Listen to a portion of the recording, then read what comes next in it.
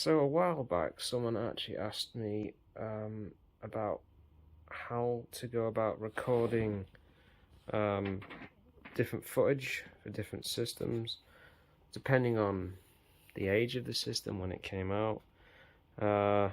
And there's no one straight answer to that. My particular setup is not the cleanest, honestly, at the moment. And I'd like to eventually go and, I'm supposed to go to IKEA this weekend to get some bookshelves and hopefully a new entertainment unit, because this thing is decades old and it's a mess, to be honest. But I thought I would just go through a few tips and I suppose how I set things up personally. I've got an Elgato, is it 4K 60 in the computer. Which, excuse the messy cables, because it is still pretty rough at the moment. And basically, as you can see, there's the Elgato there. And essentially, depending on what system you're trying to hook up to, for instance, the PlayStation 5, obviously the more modern stuff is a lot easier to record from. The only annoying thing with PS5 is you have to turn off HDCP, otherwise you can't pick anything up. And I just found out that the Series X, and I assume the Series S, they actually do it automatically, which is a good idea. So Sony, get on that please, because that's really annoying. Got the N64 out, just upgraded to the expansion pack, so when I eventually get a game that uses the expansion pack, hopefully I can see some type of benefit in terms of, like, I think Perfect Dark, Donkey Kong 64, and there's a few others, but I can't remember them off the top of my head. But basically, with the N64, the PAL N64 has pretty rough video out, to be honest. You can get a little box. I think, is it Queso? They sell one about 24 quid, I believe, and I think you can get. I believe, I'm not sure. I think that's one of the earlier models of the N64, but I can get a is it S video possibly out of it? Maybe.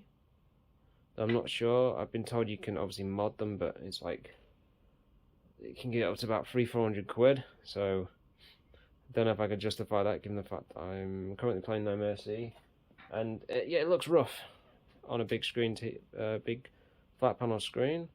Gaming off the grid on YouTube, they say, just like a lot of them, just get a CRT. I agree with that statement, but CRTs, a lot of them are quite heavy, and people nowadays are used to big screens, so but there's no wrong or right answer to that. GameCube is sitting there at the moment. I've been backing up all Cube games on the Wii.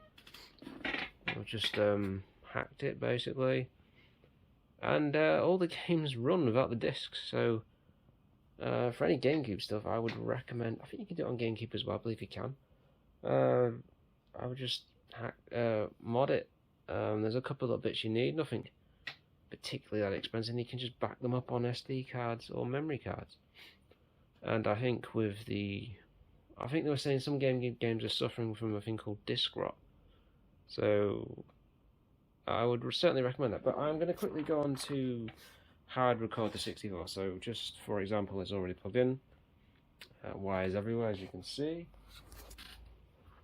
We'll go to the computer. We will bring up Elgato, and oh, by the way, if you're running one of the other ones, the portable Elgato devices, for instance, you want to, there's a different piece of software you need. You can't use the 4K one. You have to use, I think it's just called Elgato Capture HD. Now that is ready to go. All we have to do, and also, with the Elgato, you've got obviously an in and out. So obviously you plug the whatever gaming console. If it's a HD console, HDMI, you plug it in. Then you can have another one that goes out to a TV, so you can actually play off a TV. There is less input lag, but it isn't. I don't perceive a lot of difference, if I'm honest with you. Obviously, with 64, you would need just your standard AV.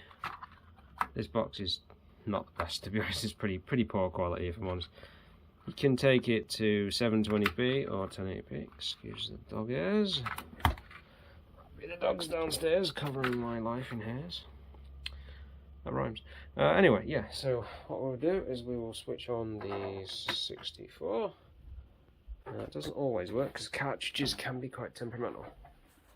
Okay, it cut out. Why did it cut out? And there you go. You can capture audio as well if you want. Obviously, I've got it all set to the headphones, so you won't actually be able to hear it. Which is probably a good thing because I imagine I might get copy flagged for certain things. Obviously, you've got your settings up here, as you can see, so you can make changes if you wish. Device, general, device. Sometimes adjusting the picture quality can help with these really old games, because as you can see, it's picking the signal up, but as you can see, it's the shakiness of it is pretty rough. And then obviously you can set, depending on your bit rate, what you actually want, what quality you want to record at in terms of how much storage. At the moment, 5.5 gig an hour, so yeah. You can enable flashback, which as soon as you enable it, as soon as it detects something, it will start recording. But I was finding that was just using too much of the hard drive up. And you can have HDR as well. I mean, this is one of the more top of the line, well, it was, device you get out there. I mean, it's about 100 and, oh god, I can't remember now. Which one was it? It was somewhere between 160 and 180 pound, I believe, at the time when I got it. But that might have changed since I bought this about, must be 2 years ago now. As you can see, it all works. I mean, the quality's not the best, but it's pretty decent. You know, I've been playing. I've done the odd stream of No Mercy.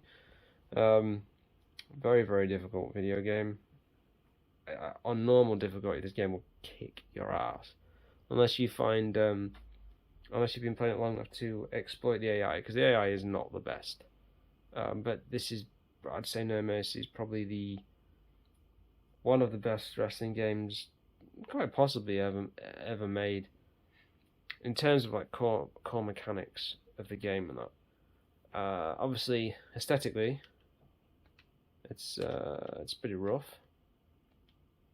But I mean, this is also from a time when wrestling was not quite mainstream, but incredibly popular in comparison to today's today's wrestling. But you know, I mean, WWF at the time was just, you know, it was the perfect time, especially I was about what, 15, 16 when this stuff was at its height. It's still going today, but it's a very, very different product today. And if you can hear my dog barking, I can only apologise. I picked this up off eBay for about, is it £16? It's good fun. Your divas, there's a lot. There's quite a roster considering how old the game is and stuff. And it's certainly better than the crap that 2K are producing these days. Some of it's just ugh. 2K, was it 20, was just a absolute broken piece of crap. But unfortunately, And I believe these are creator rosters that the person that owned this before me had. So, yeah. So that's how you do 64. Anyway, that's how I do. Obviously, if you've got a HDMI modded N64, or even with one of the better converter boxes that actually makes the image look a lot more stable and it doesn't shake about, which I've got for the GameCube.